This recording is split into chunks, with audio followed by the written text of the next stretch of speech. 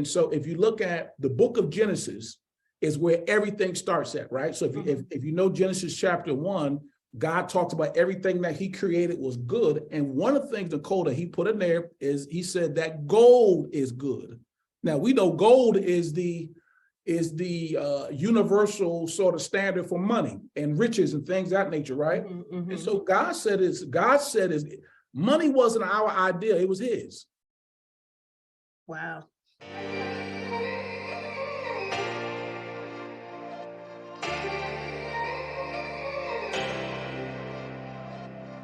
Welcome to the Share the Wealth Show, where minority professionals can learn to escape the racial wealth gap and catapult themselves into abundance.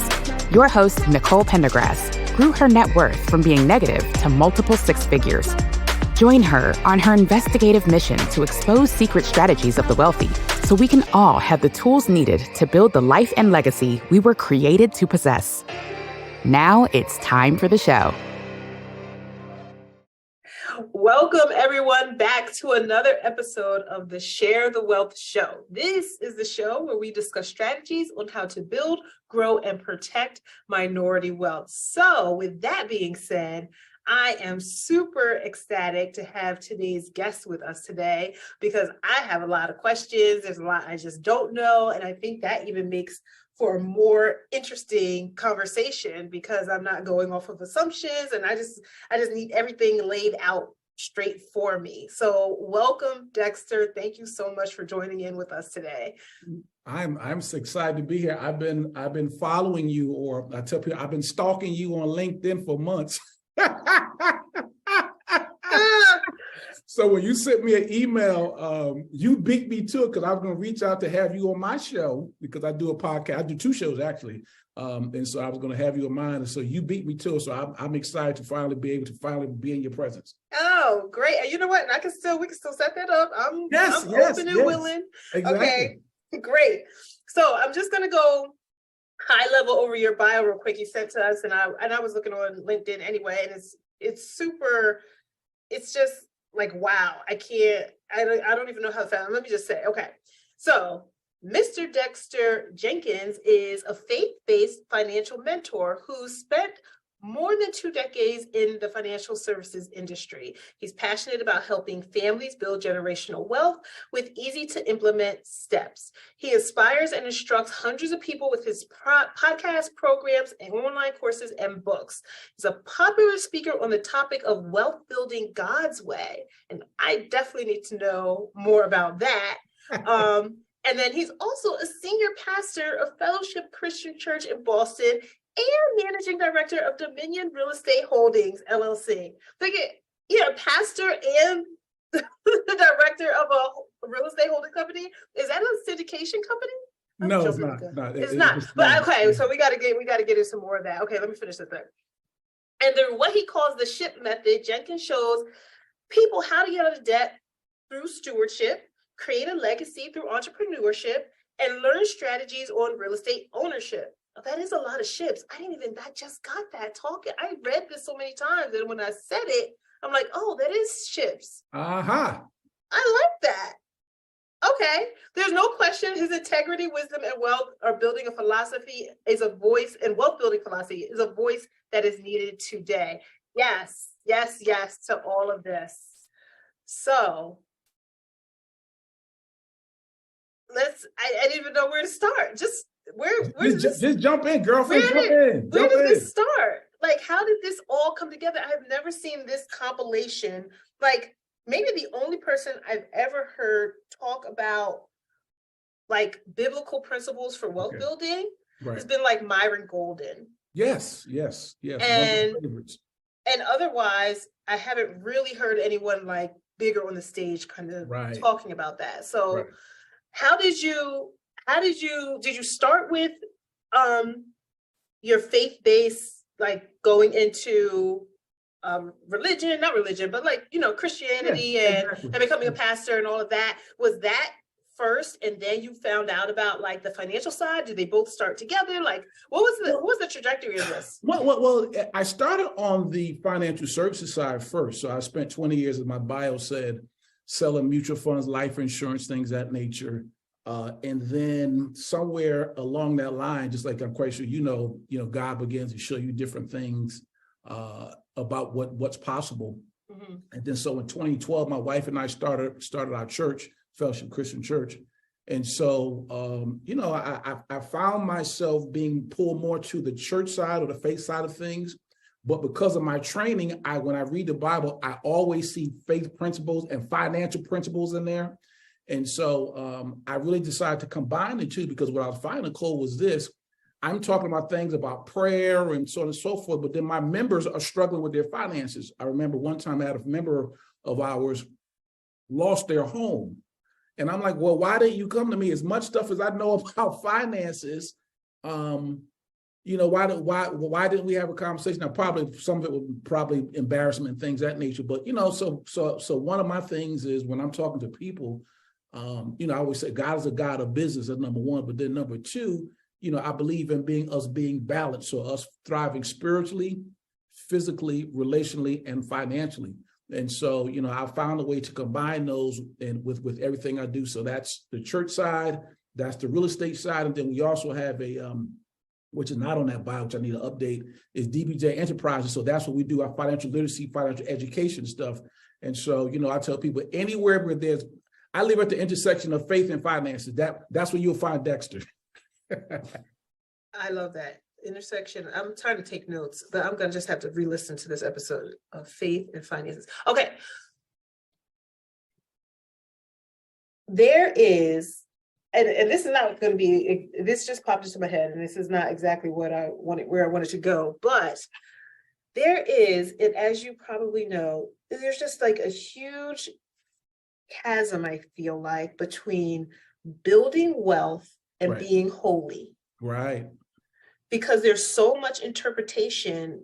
Like, I grew up in the church. I'm Baptist, and it's always the things that we were fed about the meek shall inherit the earth, or, just other things like Jesus was like poor. He gave away all his riches and wealth, so that they take that as a symbol that we should just be giving away everything, and we shouldn't want to accumulate wealth. Right. So where is it that you see wealth building principles within the Bible that you think are maybe misunderstood by the general church? I think when you start talking about people of faith, I think you have to start with, number one, to your point of the scripture. That's where our faith is based off of. So, and if you read the Bible, I don't know if you caught up front, I said, God is a God of business. Genesis chapter 1, he says, be fruitful, right? That's be productive and multiply. So I call it franchising. So he's saying be productive and then franchise yourself. You know what I mean? Wait, that's not talking about having children? Well, that's part of it. Well, let me say this to you. God will, if a man and woman get together, he ain't got to tell us to do that because we like each other. God didn't have to tell me to do that with my wife. I have 3 children. I was attracted to her. She was attracted to me. So we didn't need a map for that. That's just what happened irregardless. Okay. But, of course, it does. Children is in there as well. Yeah. But, I believe he's talking on a much broader sense of being productive with your hands and what he's called for us to do. And the thing is, if you're productive, Nicole, and you get your word out and things of that nature, how can you not be successful financially? And I think what has been sold to us from our childhood is that wealth was seen as wicked, while poverty was seen as being pious and holy. Mm-hmm. And that couldn't be any further from the truth. The richest man who ever lived was Solomon. So if you read the book of Proverbs, which I recommend your listeners or watchers read, man, that book is full of great business, finance, money principles that if you put into play, you couldn't help but be successful financially. Okay. Do you have like wealth Bible study?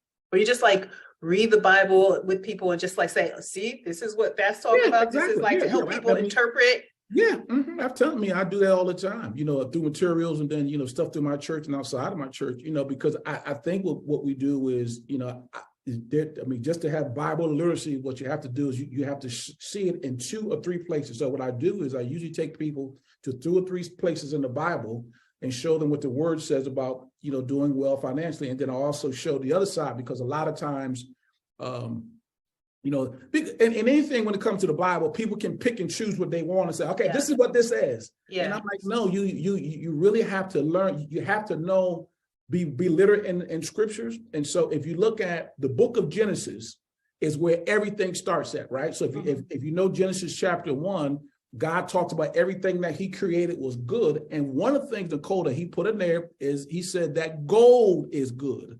Now we know gold is the universal sort of standard for money and riches and things of that nature, right? And so God said money wasn't our idea, it was his. Wow. So, okay, and then why would God put you in a material world, know you need it, and not want you to have enough of it? So for many of us, we have a schizophrenic relationship with finances. So we want just enough to go to work and be able to pay our bills, but then we are struggling for it on the other side. So that just doesn't make sense. And so that's where I've never had a problem with believing that God wanted me to do well financially. So, you know, I believe God wants us rich. Now, rich, you know, that's a relative term. You know, if you say what's rich and when I say it's rich, is two different things, but I do believe God wants you to have more than enough to have a nice house, nice car, so on and so forth, to be able to help other people and not to be stressed out. You know, nothing stresses you out more than not having enough. Woo! Okay. It's not even Sunday. Listen, I know you've been digging in, studying everything you can, listening to all the podcasts, reading all the books, even going to meetups. You basically have a degree from YouTube University, right? But you still feel stuck. You don't know how to actually implement what you've learned. You're nervous about taking the next step. And with the economy like it is, especially with a downturn looming, you're even thinking maybe you should just wait it out. I know you've heard that real estate makes more millionaires than any other asset class, but you know what else? More millionaires are made in a downturn than any other market cycle. So now is the perfect time to jump in and really get started. I'm super bullish on growing my portfolio this year, and I don't want you to miss out. So I've decided to start the Microfamily Investing Accelerator. This is a mentorship program where I personally guide you through my 5 proprietary pillars so you can learn how to buy your first commercial multifamily property and scale while not biting off more than you can chew by focusing on 5 to 20 units. That's what I call microfamily.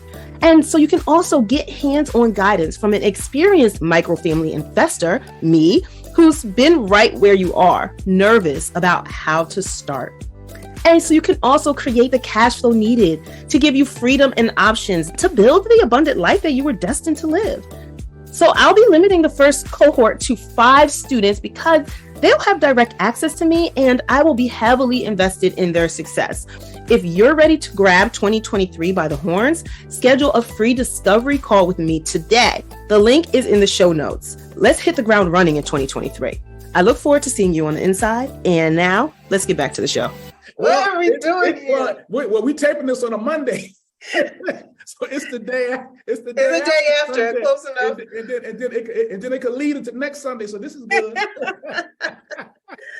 Oh my goodness. So, and you know, the first thing, or not first thing, but one of the things that came to me is just being, and I wonder if this is like an issue for other people too, and they don't realize it. Right. Being raised, especially a lot of us that were raised in the church, that's where most of your subconscious beliefs are formulated. Exactly. They're formulated when you're young. Right. And so if you're raised in the church that has these types of interpretations of what wealthy means in the Bible, as far as like if you're good or bad or evil or whatever, when you get older and you're trying to build wealth, does that inhibit you because your subconscious really believes that you shouldn't be wealthy? Exactly. And you don't even realize your subconscious is, you know, deflecting your law of attraction. It's holding you back. It's holding you back. You know, and I spend so much time, Nicole, letting people know it's okay. And any pretext, I have to spend my first 10 or 15 minutes. I mean, just not even getting to the principles of how, like you do, to show people how to do it. Well, I can't even get to that because I have to spend so much time breaking down religious thinking, cultural things that we have to deal with, things that because people say that, people study say that we get our money messages by the time we're 6 years old. So you think about by the time you are 6, you've seen things in your house, you've heard things in your church, you've seen things in your environment. And so now you are operating subconsciously without you even knowing on that script, on that money script. And so what you've got to do, you've got to question that. I believe questions are teachers. The questions are that you have two reasons for question. One reason for question is to gather information, and then the other one is to provoke thought. And so when I ask myself, are the scripts that I'm operating off of helping me build wealth or stopping me from building wealth? And then you can begin to track, where did that come from? Well, that came from my pastor who said, money is the root of all evil. Well, that's not what the text said. It says the love of money is the root of all evil, not money, because we'll do this. The pastor will say money is the root of all evil, but then they'll take an offering. Well, okay, which one is it? Wait, so all right, I'm just playing devil's advocate, to use not have a better term in the situation, but so if the love of money is the root of all evil, and I know I have definitely heard that distinction before, right? Isn't trying to be wealthy loving money? Right. Well, the Great Commandment is this: love God with all your heart, soul, mind, and strength, and then love your neighbor as yourself, right? So he tells us what we should love, him and people. So if I love money, I have a wrong relationship with it. So number one, I try to help people establish the right relationship with money. What is money? Money, in my opinion, is simply a tool to do things with, buy houses and whatever else. Take my wife on vacation, take my kids to school and whatever, right? Mm-hmm. But then I also talk about money is also a receipt for good service. So Nicole, if you have a service and you serve me well, why shouldn't you get paid for it? Because that's how wealth is created, right? It's an exchange, right? Yeah. You're a real estate. I'm a real estate. Well, I have tenants. Well, the reason why they give me money is because I provide housing for them. Okay, am I supposed to let them stay there for free because I'm a Christian?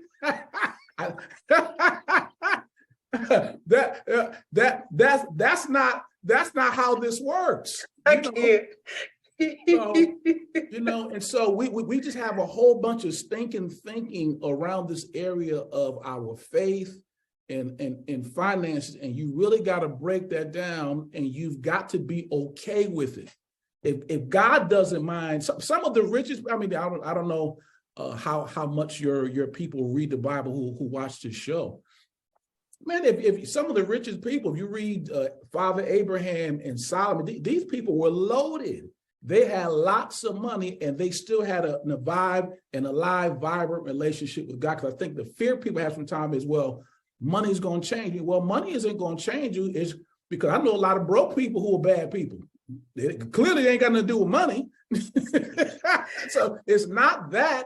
It's your own character that you have to work on and develop, right? And so I just think good people with money Mother Teresa was able to do a lot of things because she had money. And then if you could give somebody who was a mass murderer, he gets a lot of money, we got a lot of trouble. And so it's not the finances, it's the character of the person who has it, And I think the thing I loved about your show, you're talking about Black people, for the most part, people of color, Black and brown, we are at the bottom of every economic poll that I ever see. And so part of it is because of the conditionings we receive in from our early household, or maybe our mom and dad taught certain things, or churches that we've been in, and it hinders us from being aggressive and going after wealth. Yeah. Wow. I could talk about this and the mindset behind religion and wealth for I don't know how long, but we don't got that much time. So that's another show. That's another show. But that's just like, I already feel inside like tingly, and I'm like, okay, I gotta amp up my affirmations. Like I am worthy of wealth. Yes. Right. Put that on there. Because it. One of my business coaches, she said, Dexter, she said, finances, building wealth is about how you believe and think and feel about it. Well, how can you go after it aggressively and have these negative feelings about it. You can't, because you'll end up self-sabotaging yourself. And many of us do that, you know? And so we have advanced degrees and very capable people, but then you look at people just like, why are you not further along? Well, it's because you got this tape playing in your head that's saying you shouldn't be. Well, my bishop said this, or my pastor said this, or my mom said this. And I'm like, well, not to be disrespectful, but at some point, we've got to learn how to interpret things for ourselves as adults. And we've got to learn to say, okay, I love them, but in this area, they're wrong. And keep moving, you know? Yeah.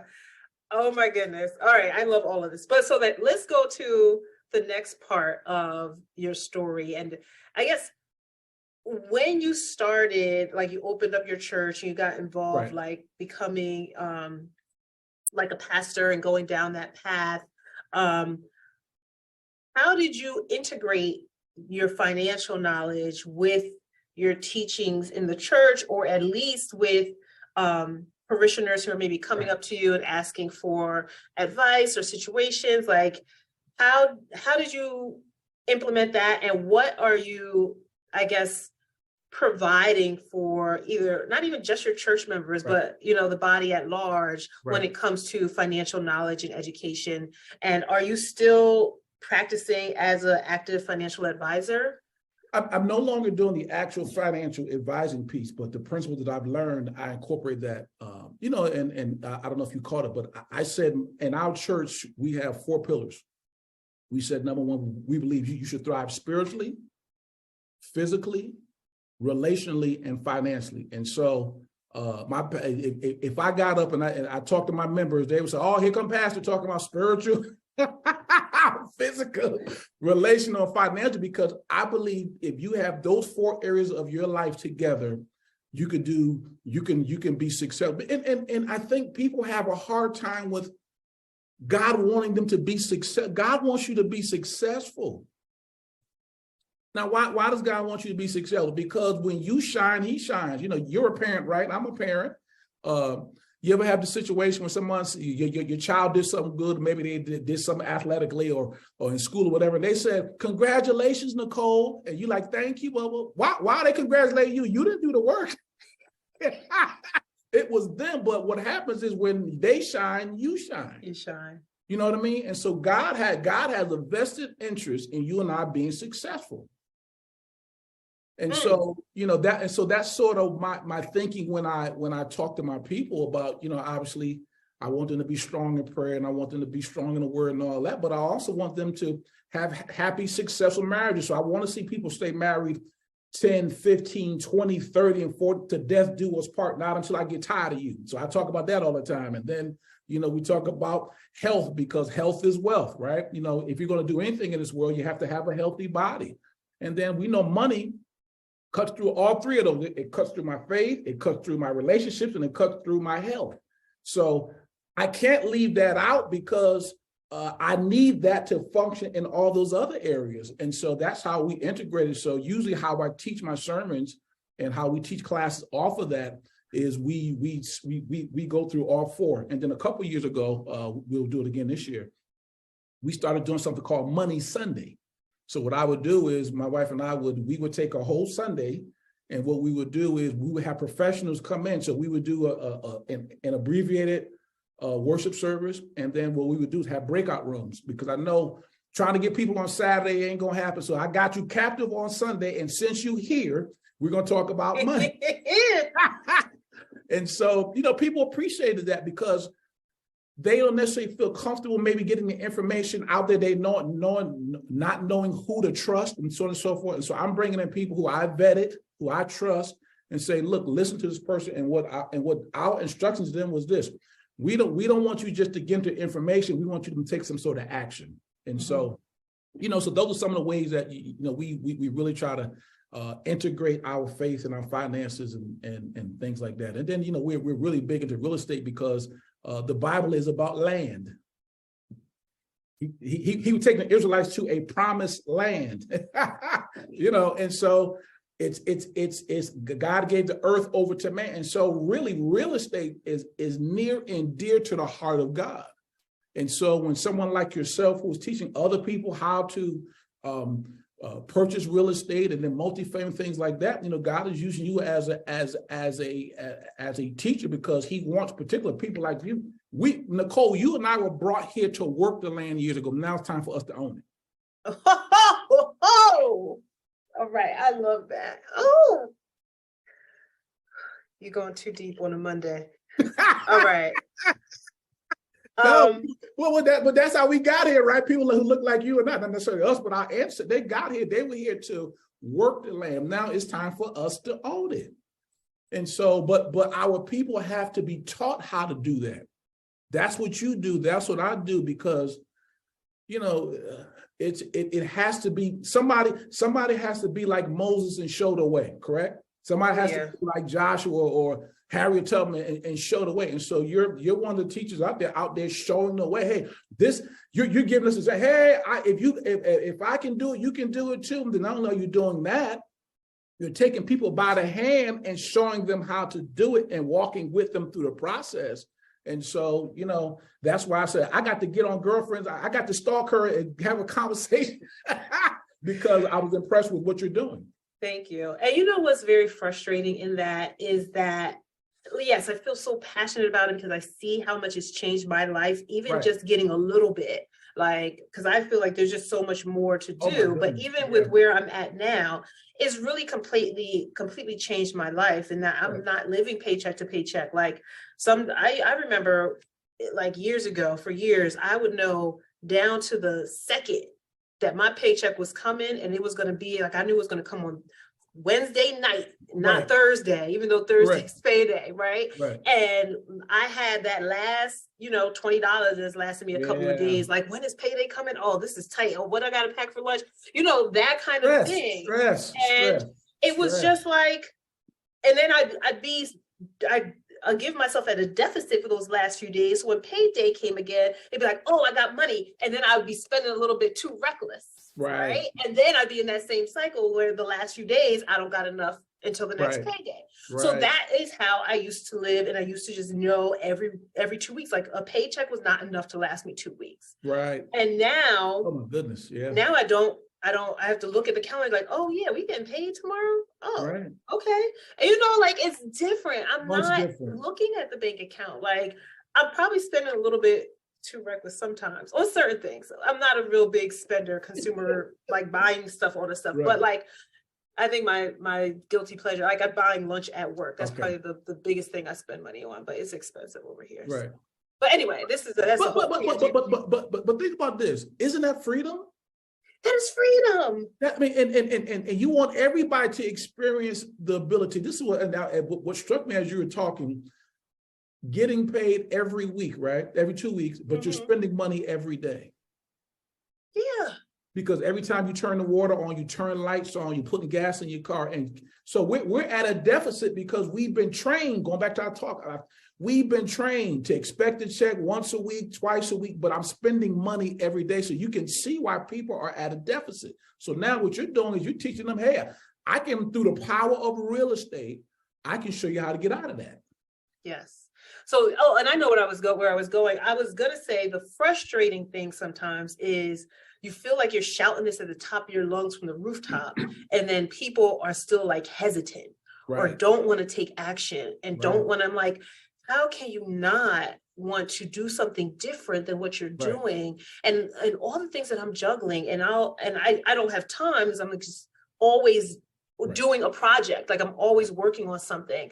So when I tell people to do something or look something up or read a book or whatever it is, because I'll ask in conversation, so what do you do with your time? When you get off of work and you go home, what are you doing? Why is it that you don't have time? If I had the same time as I had then, it's just so, it's there's no excuse. I wish I had that same ability before kids kind of thing. Right. That, even makes it more worse. So the problem, and the thing is people don't even have to come to me. And that's what I tell them all the time. You don't need to invest with me. You don't need to be my mentee. You don't have to come to me. I just want you to do something. Like, as long as I get the information to you, if we have a phone call and I can give you some resources, take action on it, like listen to podcasts like this and other podcasts. And actually, most of the guests give their information, or they have websites with learning resources and all that stuff. And I don't know how many people actually dig into that and get that information and actually start learning so that they can implement, even at a small level. I guess people maybe don't think they have enough to do, but enough to do something big. But success is made by small steps, but not by big ones. Well, it's funny you're talking like that, because my theme for this year is the year of getting started. Oh, I like that. And so what I've been talking to people about, so whether I'm in church or whether I'm, a matter of fact, I'm speaking at our Boston RIA tomorrow night, and that's going to be my topic. I said, every real estate investing mistake can be overcome except the one of you not starting. I love, you know what, we might both have that topic for this year. We might both have the same topic now. If you use it, just quote me once, and then the rest of the time it's yours. Okay, I'm gonna quote you. But you think about it, every mistake, because every deal doesn't go the way we want it to go. If people are truthful, most times you see people, I made 50,000, and there are deals when you do that, and sometimes you're like, oh God, that didn't go that well. Well, okay, what you do, you get back on the horse and learn from your mistakes on that, and you keep moving. Well, at least I'm moving. See, we're a lot of people are expecting God to bless a parked car. And that's not going to happen. And so I'm saying, listen, I'm encouraging people. I said, listen, get started. Now, sometimes, like you said, sometimes it could be, for some people, it will be small steps. And then for some people, they just need to rip the Band-Aid off because they didn't went to seminars, read books, been to prayer meetings, got vision boards, and got everything. And then like, dude, okay, when you gonna move? Because stuff happens to you when you get in motion. This money has energy, money has movement. It's called currency. And so if we don't get in motion and movement, no wonder you're stuck, And then, I met with our men on Friday night, and I was talking to them about, just this mindset that most people have about bashing having a job. And I said, I don't bash people have a job. I said, well, my full-time, I'm a pastor. That's my main gig. I said, so I don't have a problem with you having a 9 to 5, but I do have a problem with you watching from 6 to 10, watching video games and watching football and basketball. That's my problem. I do have a problem with you having only one stream of income, because that's a problem. Especially in this time of all these layoffs. Because it's going rampant right now. Even at my job, they just had layoffs. Well, that was your email I think I got this morning, was talking about, you were talking about layoffs. And I'm like, listen, Amazon, Google, some of the largest companies in the world are laying folks off. And I said, actually, because what I do is, and your listeners are welcome to this, if they go to my website, dexterbjenkins.com, I do, and sign up for my ebook, they'll get on my mailing list. And what I do, I send out a letter every week, the email every week. And that's one of the things I'm talking about this week. I said, listen, it's one source of income is too close to none. Definitely. Because if you get laid off, like you said, now you're struggling. But the antidote for all of this stuff, so whether it's recession, layoffs, this is what? Income. You've got to have more than one source of income. I remember George Fraser said this, I heard him say it years ago. He said, everybody should have at least a minimum of 3 sources of income. Minimum. Yeah. Other people say, 6 to 7. Well, let's start with so people listen to us on this podcast today. I don't know if you have one right now. Well, let's start this year. You make a decision. I'm gonna add one more this year. Now the problem is this: recognizing you're probably gonna have to learn something new. Yes. That's the problem. You got to where you are right now because you took the time. Because like I said, I've stalked you on LinkedIn. I've seen some of your posts, and you said my mom helped me do this, and we did. So. Oh, you really have? Like, I don't remember the last time I wrote about that. No, that was a while ago when you put that. I think you showed a picture of you when you first were getting started. And then you talked about your mother fronting you, sort of sponsoring you, and I was like, yeah.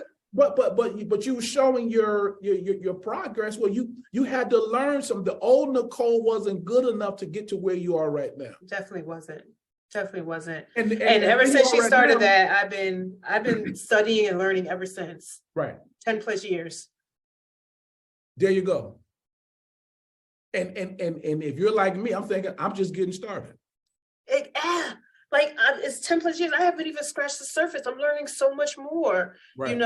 But you have to be intentional about it, and you actually have to go and take some time and learn. And then once you learn and do a certain amount of learning, it's time to take that knowledge, and it's enough learning and take action. You don't got to know everything. You'll never know everything. Never. But I'm one of those that I like to be over prepared. So I like to overread, even me, I started a bank on yourself whole life insurance policy, right?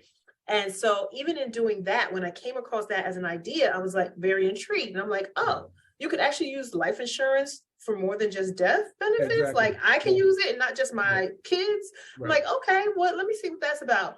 I probably read like 6 or 7 books. Right. Was that overkill? Oh, maybe. But I was just like, I just wanted to read more, and see what everybody else had to say about it. Right. And then when I was like, okay, I read enough books. I got to start reading these books. I got to start talking to some people. I got to do something. I got to start contacting someone, because I know they say you're supposed to go to a specific type of agent who is who is able to formulate the policy in a special way that it needs to be done. Exactly.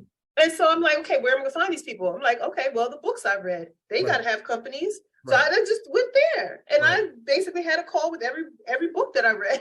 Had a call with the person who I wanted to compare, So, but was that overkill? Yeah, I do a little bit of digging on the front end, but then when it's time to, I know when it's time to stop that, and it's time to execute and just get it done.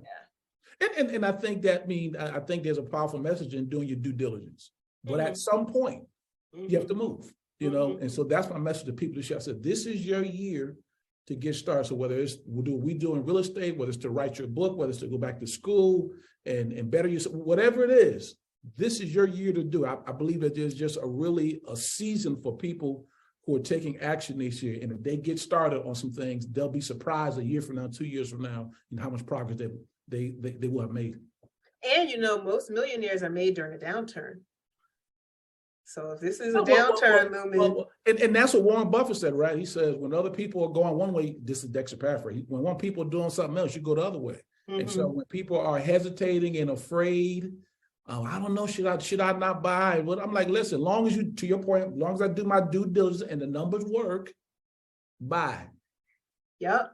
Okay, guys, don't kill me, but I'm going to have to cut this episode short. This is too juicy, and we need to do this in a part 2. So stay tuned for the next episode that airs, and you can hear the rest of our conversation.